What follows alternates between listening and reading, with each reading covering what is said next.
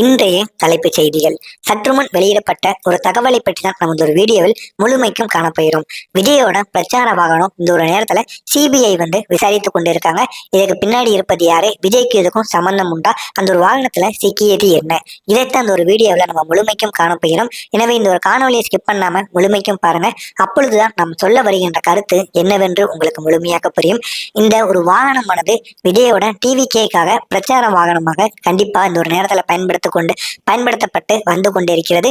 ஆனா இந்த ஒரு வாகனத்திற்கு எந்த விதமான ஒரு உரிமையுமே பெறப்படவில்லை அப்படிங்கிற மாதிரி சில எதிர்கட்சிகள் இந்த ஒரு நேரத்தில் ஒரு பதிவை இந்த ஒரு நேரத்துல முன்வைத்துக் கொண்டு இருக்கிறாங்க.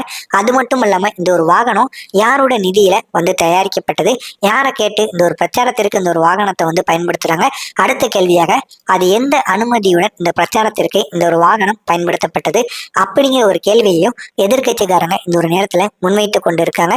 அது மட்டும் இல்லாம தேர்தல் ஆணைய விதிமுறைகள் மீறப்பட்டுள்ளதா, தேர்தல் ஆணைய விதிமுறைகளை எதுக்கு அவங்க மீறி எந்த விதமான நடவடிக்கையும் இல்லாம எந்த விதமான ஒரு ஆதரவும் இல்லாம அவங்க எப்படி பிரச்சார வாகனத்தை இந்த ஒரு நேரத்துல கொண்டு வரலாம் அப்படிங்கிற மாதிரி விஜய்க்கு எதிராக நிறைய கேள்விகள் இந்த ஒரு நேரத்தில் எழுந்து கொண்டுதான் இருக்கிறது. ஆனா இது இன்னும் சிபிஐ விசாரணைக்கு செல்லவில்லை. ஆனா இந்த ஒரு நேரத்துல இது பெரிய அளவுக்கு ஒரு வாக்குவாதமாக எதிர்கட்சி கொண்டு வந்துட்டாங்க அப்படின்னா கண்டிப்பா அது சிபிஐ விசாரணைக்கு செல்லக்கூடும் என்றும், வாகனத்தின் பின்னணியில இருப்பது யார், நிதி ஆதாரம், அது மட்டும் இல்லாம பயன்படுத்தப்பட்ட பாதை, கால அட்டவணை போன்ற அனைத்தும் விரிவாக ஆய்வு செய்யணும். ஆய்வு செஞ்சா மட்டும்தான் இதுக்கு பின்னணியில என்ன இருக்கு, எதுக்காக இந்த ஒரு வாகனம் பயன்படுத்துறாங்க, இதில் வேறு ஏதேனும் ஒரு சில செயல்கள் செய்யறாங்களா இல்லையா அப்படிங்கிறத நம்ம பொறுத்து இருந்து காண முடியும் அப்படின்னு மற்றவங்க கூறிக்கிட்டு இருக்காங்க. அது மட்டும் இல்லாம விஜய்க்கு ஆதரவாக இருக்கக்கூடியவங்க அரசியல் பழிவாங்கல் எனவும் இதை கூறிக்கொண்டுதான் வராங்க.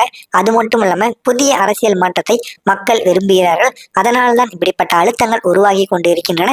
முக்கியமாக விஜய்க்கு மட்டும்தான் இது அனைத்துமே நடக்கின்றன அப்படின்னு விஜயின் தொண்டர்களும் ரசிகர்களும் விஜய்க்கான மக்கள்களும் இந்த ஒரு நேரத்தில் இப்படி ஒரு குரலை இந்த ஒரு நேரத்தில் எழுப்பி கொண்டு இருக்கிறாங்க.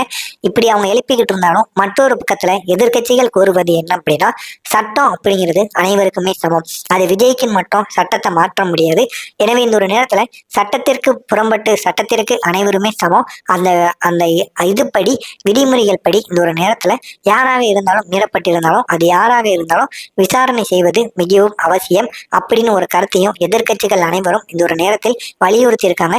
எனவே இந்த ஒரு நேரத்துல விஜயின் இது விஜய்க்கு விஜயோட அரசியல் பயணத்துல ஒரு முக்கிய திருப்பமாக மாறக்கூடும் என்று அனைவராலும் எதிர்பார்க்கப்படுகிறது.